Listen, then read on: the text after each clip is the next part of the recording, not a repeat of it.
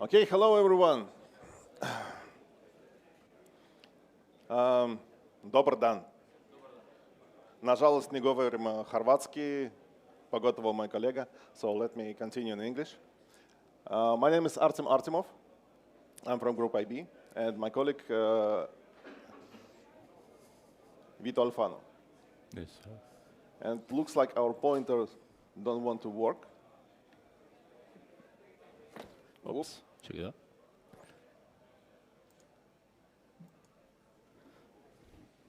That looks nice. Yeah, now it's okay. So the agenda for today is pretty simple. I will tell you a little bit about incident response. It's totally different from what Vladimir told you about a few minutes ago. But I'm happy that he highlighted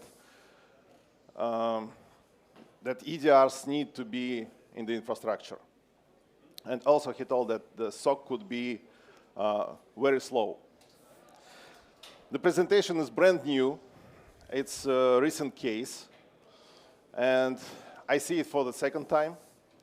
So I made it and sent it to organizers. And Vito see this presentation for the first time. So he doesn't know about the small gifts that I put it into the presentation. It's a surprise for him. Okay, I will tell you about incident response, and Vito will tell you the part about threat intel. How has it started? It was the 1st of September, 2024.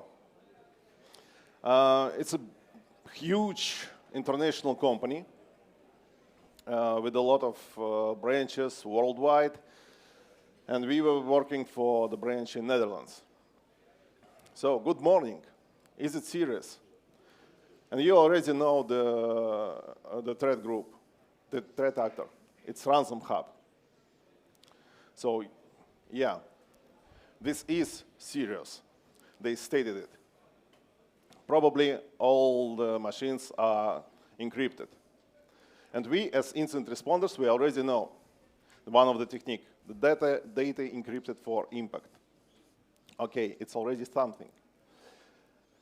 But we, as a company, we have external SOC 24/7.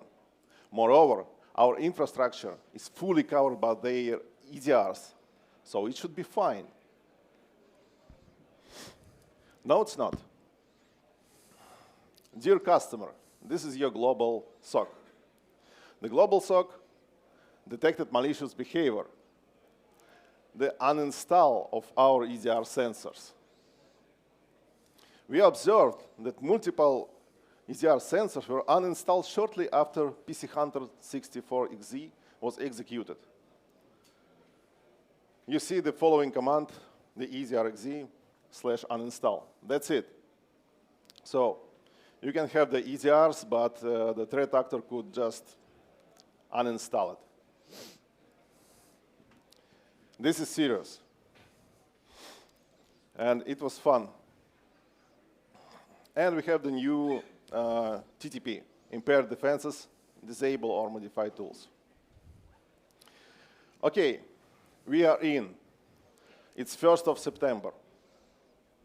Let's take a look at event logs.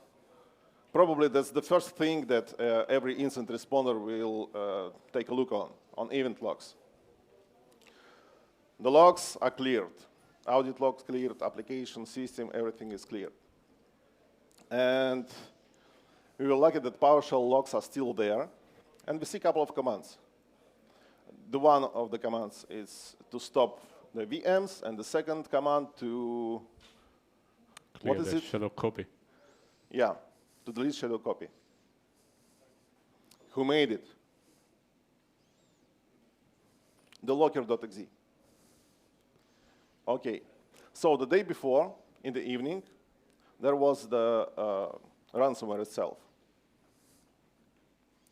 And we have the new technique, clear Windows event logs. Okay, let's go. Let's take a look at ransomware itself. The Ransom Hub. What do we know about Ransom Hub? Do you heard about the logbit? I think you all do. And the Ransom Hub we suppose that they are like the children of the log bit. Wait a second. Wait. It's too early. We noticed a few new features, like allow fast encryption, skip virtual machines, and something else. Yeah, okay, but it's just a locker. Let's go. Finally, we found PC Hunter. Have you heard about PC Hunter? Anyone? Yeah. So we see this tool for the second time, and it's supposed to help companies. It was designed to spot and remove malware, including the rootkits. It's pretty funny because what PC Hunter did, it stopped the Microsoft Defender antivirus, and then it stopped the EDRs. So the tool itself is beautiful. We like it. And pretty light. Yeah, and how it was delivered? Just in an archive. What happened one step before? Do you have any idea before stopping the EDRs and before encryption? What does the ransomware group did? Anyone? The previous step. And exfiltration. Yeah. So they used FileZilla. They searched through a lot of servers, extracted some data, and we got some CNCs. We got the IP addresses of FileZilla servers and a couple of names, the Black Eye and the Fox. And the new technique, exfiltration over C2. No way. So what next? Those guys, they don't like backups. So while they were searching and surfing through the infrastructure, they used Veritas Backup, the solution used by the company, and they just turned off the backups. That's it, pretty easy. And here, somewhere, we realized that they were moving, lateral movement was conducted through RDP. And then we were trying to reconstruct the picture and found out that the first was Palo Alto. Remote services, new technique, remote desktop protocol. The step before, what did they use for privilege escalation? It was zero logon, the critical vulnerability.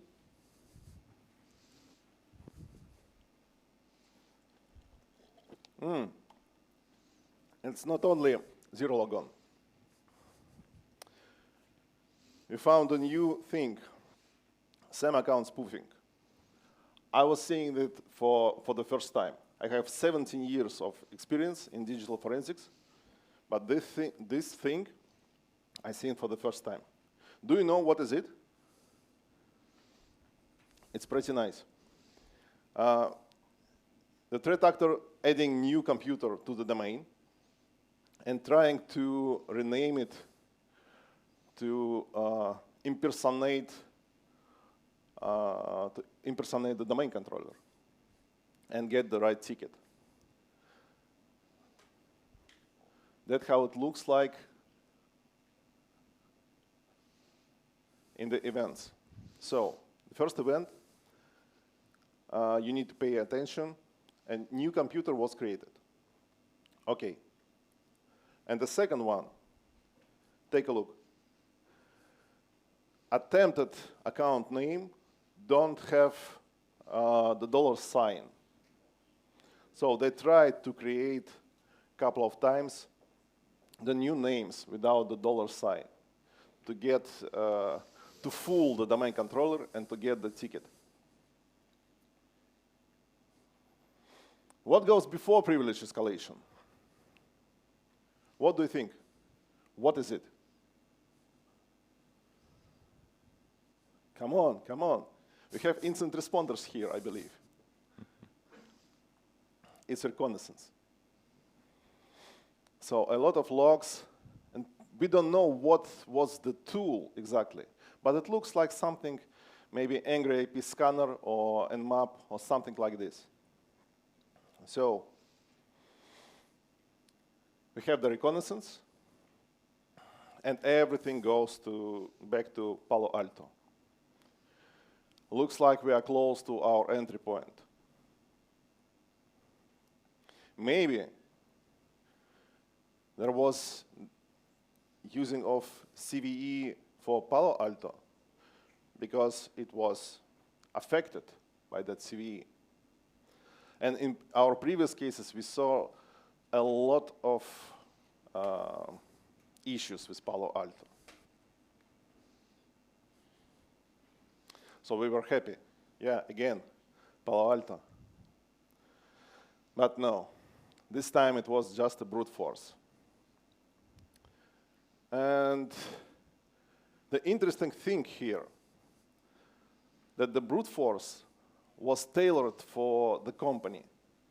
So somehow, threat actors got the understanding that you have only 5 attempts, and then there is the pause for half an hour. So the attempts to brute force the specific user was made like every 5 minutes. Every 5 minutes, yeah. So it was not like the DDoS brute force. Yeah, essentially it was an attempt to per each user. The attacker tried 5 attempts, and with a delay of few minutes, in order to avoid the user lockout. So it gave enough time to understand what was the best user to exploit, to anyway to access silently the perimeter. Yeah. So okay, the whole attack takes just I think less than 24 hours. And the company has the EDRs, the company has the 24/7 SOC. They have own IT guys and security team. But let's reconstruct the whole picture. The tailored brute force, they got the credentials, then use zero logon to escalate privileges, then internal scan, something like Nmap or Angry IP scanner, then exfiltration through FileZilla, then PC Hunter to totally shut down the defense, and the locker exit to encrypt. And yes, this is serious. What do we get from the incident response? We get the few IPs. So just 3 CNCs. And at that moment, Vito, my colleague, was like, okay, I think I have an idea. And stage is yours. Oh, yeah, thank you. Who does know who is Edmund Lockhart? Please raise your hand up. Who knows him? No one. Okay.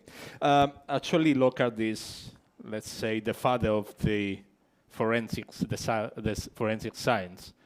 And his main principle was the culprit, whenever he acts, he leaves always a trace. And this is what we use to track down our threat actor. You know that tracing a threat actor is like playing into a big game, following some clues, and left inside a huge and complex maze. And the incident responder has to reconstruct, to rebuild the right overview to find the culprit. And this is what we have done, essentially. We got into this huge maze, starting with the analysis of the public IP addresses, in particular 2 of them, to understand who was behind the threat actor and what could have been the infrastructure used by the threat actor. Anyone knows the pyramid of pain? Somebody? Raise your hand up. Okay, good. So essentially, the pyramid of pain is considered sort of modeling for the threat intelligence to understand what is the real value of the IOC, different kind of IOC, from hash values to TTP. So usually, those one on the bottom part are the more reliable, let's say, because anyway, the attacker could always change tools, change the IP addresses, change the domain name, and so on. But the main one is always the TTP, how the actor somehow acts during an attack. In our case, the IP addresses were quite useful. Let's say that our best friend when we have to investigate about an IP address is buoys. Usually it is a tool, a command anyway, that a database, a huge database that provides information about a specific IP addresses, and it provides information about who registered, who is the owner, and when was registered, also some contacts. So let's say that it can reveal tons of breadcrumbs. In our case, we consider just a few parts of the buoys result. So the IP address space, the company name, the company address, the contacts, the phone number, and the autonomous system. So we started from the address space and the autonomous system, where this address space is somehow stored. So do you know what is an autonomous system? Many of you are like network, I guess. So let's say that the autonomous system is like a huge group of IP addresses, and internet is composed by many autonomous systems that are interconnected by themselves via the so-called peering routing. So they are like islands interconnected to each other through this exterior routing. So it's just the start of the journey. Thank you. Yeah, I didn't see the final presentation actually. So we found out that inside this autonomous system, there were this autonomous system name, there were 3 different autonomous systems with 3 different, not many, different address spaces. We were quite impressed because the infrastructure used by the attacker was quite huge.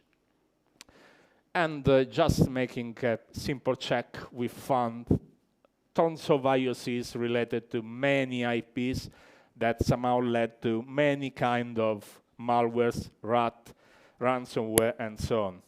So we were quite curious to understand, okay, let's go on. Let's just use the company name and the address. Let's see if there is something else.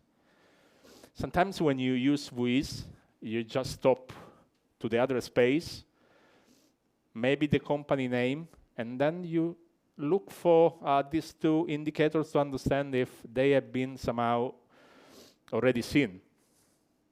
But maybe you don't notice about the address or the phone number. And the address, interesting, it was in the Panama Papers. So an offshore company. Oh, that's good. Actually in China. Okay, let's go on.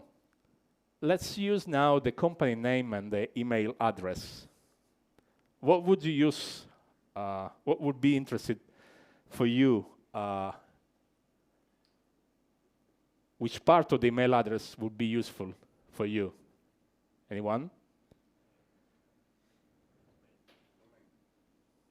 Right, domain. What will you do with domain? No. Again, our best friend WIS, to understand what is. The WIS gave us another trace, another contact, the domain name, the registrar name, the order when it was registered, the expiration, and also the name and surname of the person who registered. And analyzing carefully all the subdomains registered, we found the SOA record assigned to a specific email. That's good. We have another couple of traces. So we just look for this couple of mails in our threat intelligence platform, and we found a huge cluster.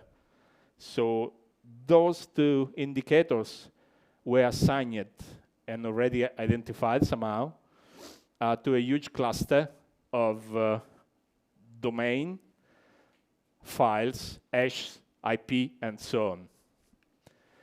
And those clusters essentially were composed by forums, Telegram channel, Jabber accounts, card markets also, malicious mail account, malicious domain, users, and files. So we just said, okay, let's check carefully the second mail to understand. And essentially, both mails were associated to this part of the cluster. And mostly, that mail recorded within the SOA record was assigned and directly linked to a specific domain name. And it is unbelievable because this was an email registered to a legit domain, and this one was a malicious domain. And it was even more interesting to see that the first level domain were .hk and .ru, so China and Russia. So let's check again. Let's use the, let me check, sorry. Let's use now another indicator, the phone number. Let's see if it is already known.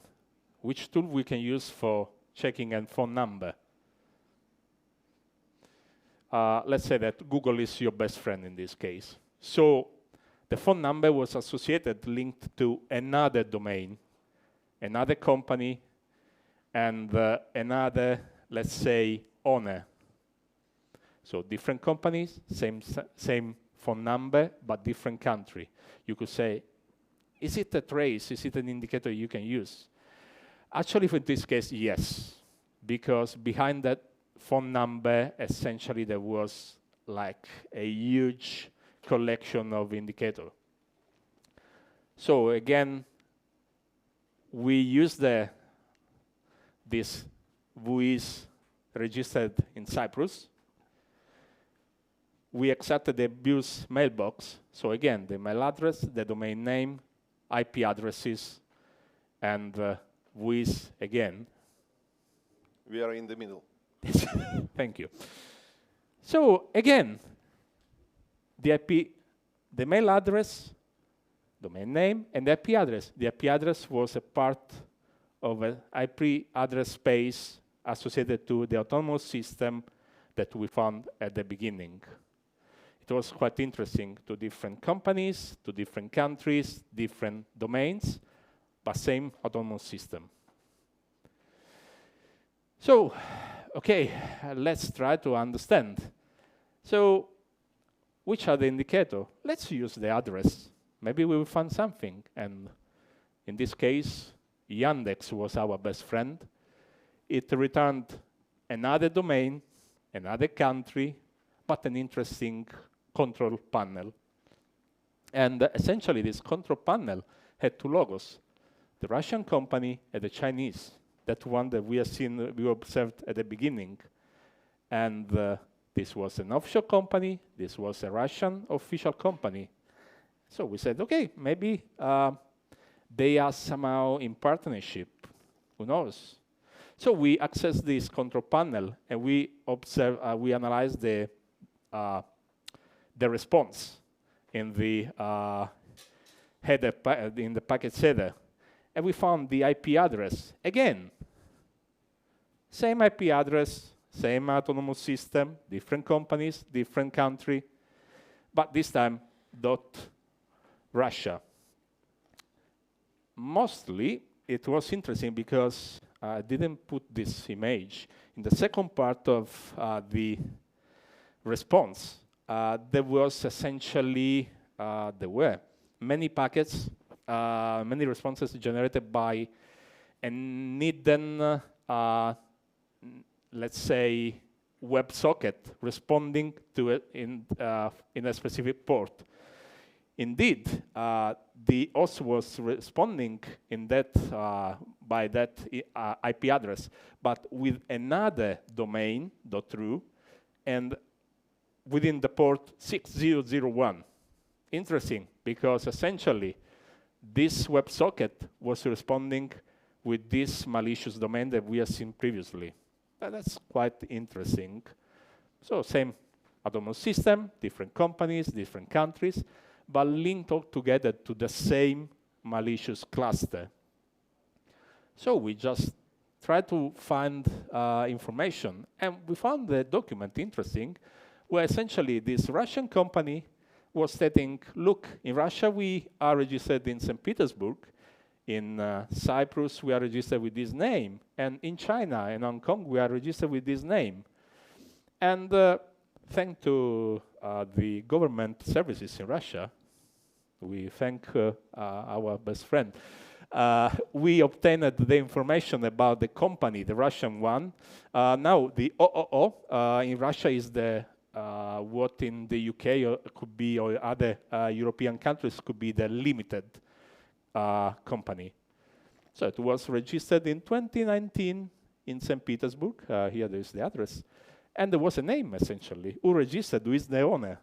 And we were quite interested to this kind of information.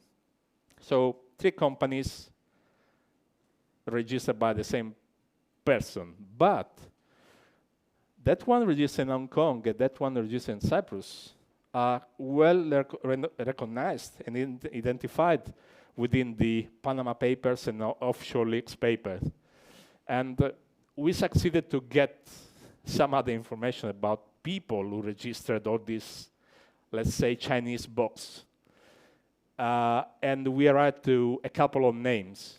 So essentially we know. But it was interesting because at the end, I had to make this long story shorter because it could require a long time to be explained. At the end, one owner, but one admin of all these virtual companies, and all those like autonomous system and this huge infrastructure is actually currently managed by the same operator, who is well known, really famous in the dark web and also within the cybercrime landscape. And it is like, let's say, a trusted party for many ransomware groups. There, we are almost ready. So this huge bulletproof infrastructure as a service is currently used by many threat actors, even APTs sometimes. And somehow it is linked to ransomware groups like Blackbuster, Kira, Lockbit, RansomUp, and other minor, let's say.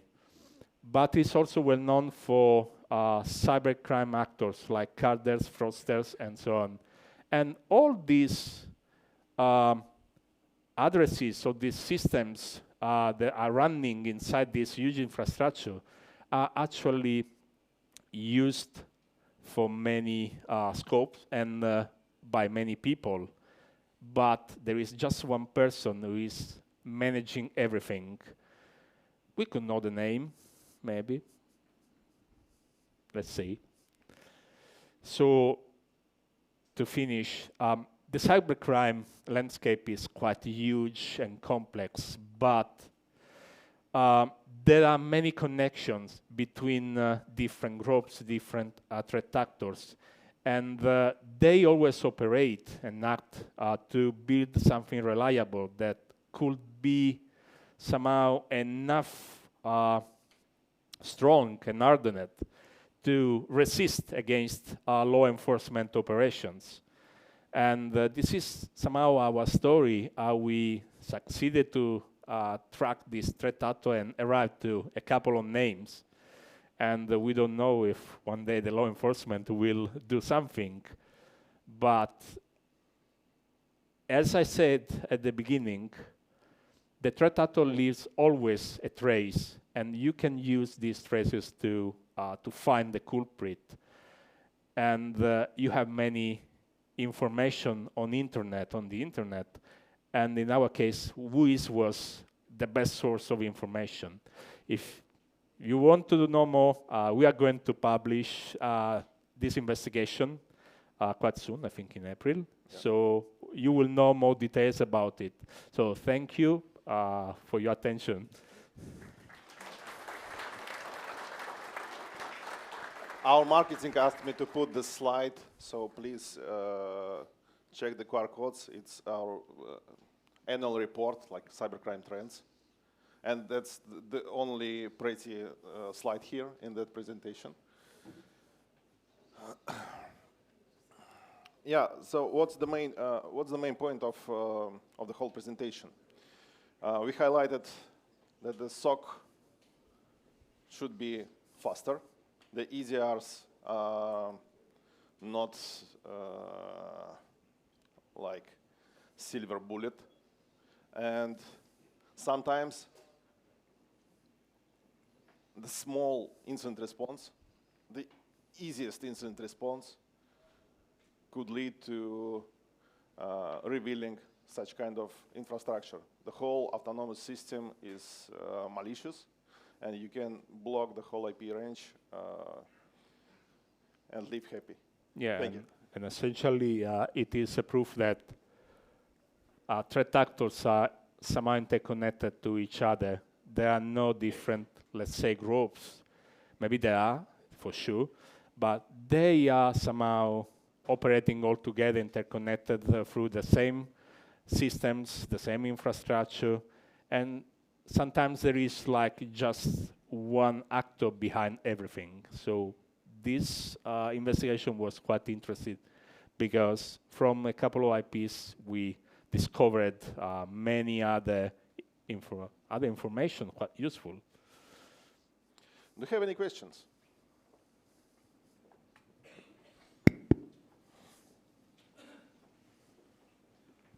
So you discovered so many AS numbers, and according to the slide, it was RIPE-based AS numbers. So do you approach to the RIPE or to the global ISPs to block those AS numbers from their routing tables, or do you approach law enforcement or some other agency and say, okay, we find this shit on those AS numbers, can you remove it from the net, or how do you go from those information forward? The autonomous systems, as I said, were registered through different companies. Many of them were offshore companies. And our investigation revealed hundreds of limited companies behind those names. But all led to a couple of names in Cyprus. And they are well known. They are also within the Panama Papers. So yes, we will approach with the law enforcement. So it will be up to them to decide what to do, essentially. But essentially, those autonomous systems are in Russia. So the process should be the law enforcement in Europe should contact the law enforcement in Russia through maybe Interpol or something like this, and they should understand what to do. But in Russia, if I remember, I don't remember the... You need to like make a crime in Russia to be prosecuted somehow. And providing the bulletproof infrastructure, bulletproof servers, is not a crime, basically. Oh, so and I forgot one thing. Ransomware warned all its affiliates with one important rule that most of you already know. Don't attack the ex-Soviet Union space. But in the last 1 year, I think, they also added China. Yeah. So don't attack any system in Russia, don't attack any system in China. We have seen that one of the domains was registered in China. So all roads led to the same actor, and the problem is, if the actor does not breach any system in Russia, the law enforcement cannot do anything. There is a specific law in Russia that is essentially like the guideline for law enforcement to act in case of a cybercrime act. But you can publish those IS numbers, and some other ISPs can use them as IOC and block on their BGP routers. Yeah, we will. We will publish and share all the indicators in our report. We will release it in April. We have a long pipeline. So in April, you will know almost everything.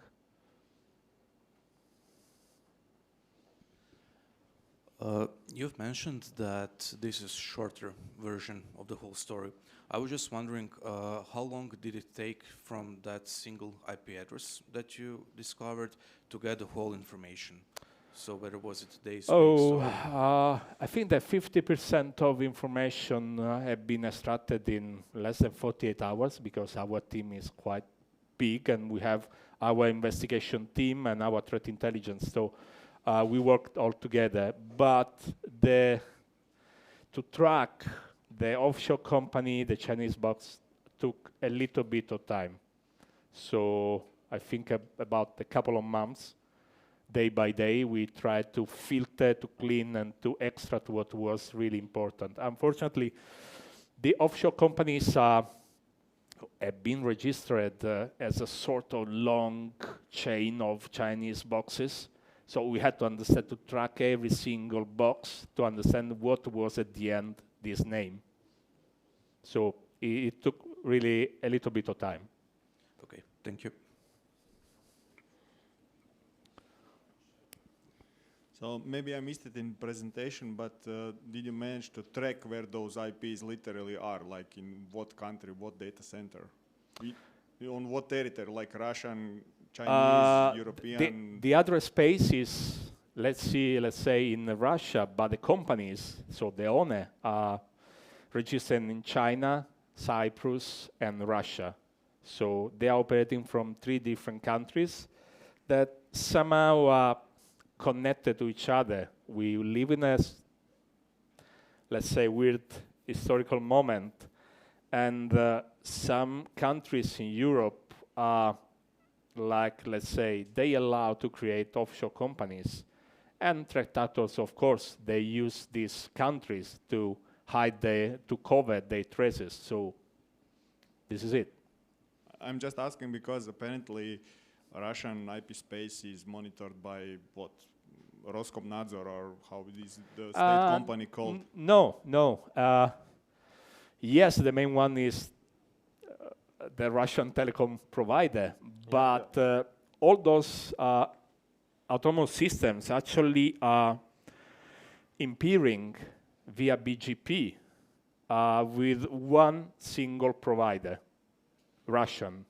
So the routing, the information are routed by from these autonomous systems to one huge autonomous system that then is interconnected to the entire internet.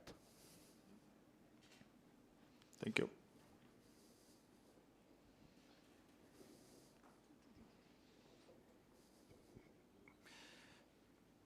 Hello, and thank you for a presentation. So I will be having two specific questions. First, you have mentioned that the attacker was brute forcing with the interval of 5 minutes or something like that. Do you have the understanding, did the attacker had some kind of internal info of infrastructure to use such a timing, or he used reconnaissance techniques in order to reconstruct the what could be the version of a firewall that the customer was using? And the second question, I rarely, when I would do the incident investigation, I would rarely see such a detailed information about attacker, let's say, having addressed the name of the company. So what would you do if you would, on a whois, get only the name, cheap domain with the redacted information, and how successful you would be into retrieving any? Thank you. Okay. Let me answer the first question. In April 2024, some vendors released their investigations about the exploitation by a Chinese threat actor of Palo Alto firewalls. And just one Chinese APT group was exploiting this specific technology. From April till July, it was just silence. But then in August, we observed that many actors started to use POC of this exploit, affecting to impact the Palo Alto firewalls. And in this case, we also found the specific script used by the attacker because of the indicators and because of the logs and some details related to the logs. We identified a specific script. But this actor essentially started to do a reconnaissance of the Palo Alto exposed on the internet to understand if it was affected. Essentially, it was vulnerable, but they did not use that exploit to access the perimeter. They just went further using this sort of tailored brute force. If I remember, the data set of username was quite huge, 5,000 username. So it was, let's say, 2-3 days of scanning to understand which specific user was valid. To reply to the second question, it is, let's say, in the United States, usually engineers used to say, it depends. So when we find IOCs, we investigate for a long time. And when we are sure that we found the culprit, we always contact the law enforcement.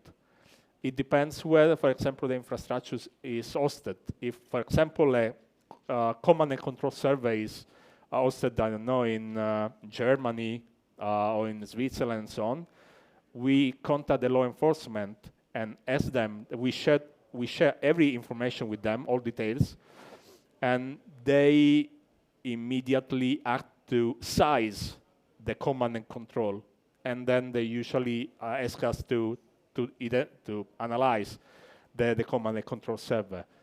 So what we do essentially is to share everything with the law enforcement, and it will be up to them to decide what to do, because they have that power to react.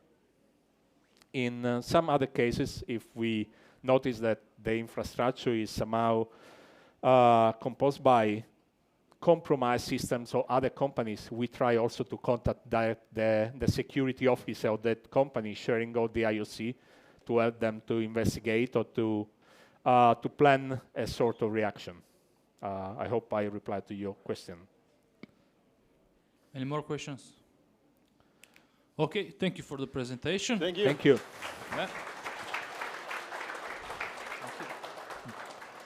Yeah. The next presentation is in 20